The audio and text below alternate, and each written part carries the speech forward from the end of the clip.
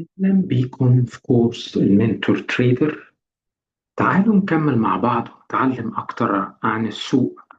تعالوا ناخد حاجات بسيطة ينفع إن إحنا نستخدمها ونتحرك بيها خطوة بخطوة في المجال ده. بصوا كده معايا هنا كان السعر حاصل فيه إيه؟ كان حاصل هبوط في السعر، صح كده؟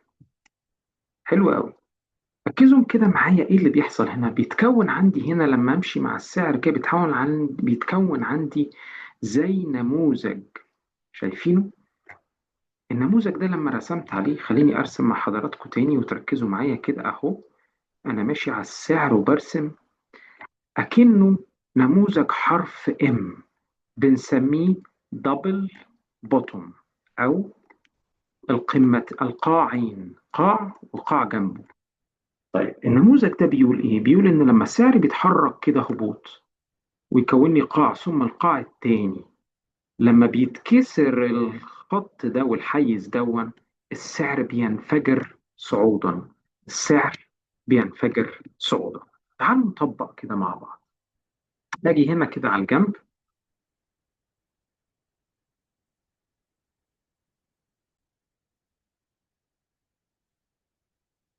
ومن الجنب هنا هحرك الماوس بتاعي وهروح هنا اهو بالظبط.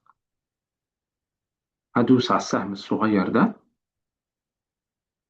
هيفتح لي قائمة، هختار صفقة شراء. لو بالعربي هتظهر عند حضراتكم صفقة شراء، أو بالإنجليزي long position. هدوس عليها وأروح هنا حيث السعر الحالي واقف، وهضغط ضغطة وهحط وقف الخسارة بتاعتي فين؟ أسفل القمتين، القاعين أسفل هنا. وجني الأرباح بتاعي هطلعه إلى 3 أضعاف السعر الحالي. 3 أضعاف السعر الحالي. بكده لو السعر اتحرك في الاتجاه ده هكسب 3 أضعاف. لو السعر انعكس عليا هخسر هذا الجزء. تعالوا نشوف مع بعض تأكيدا. هاخد خط كده وأفصل بيه هنا السعر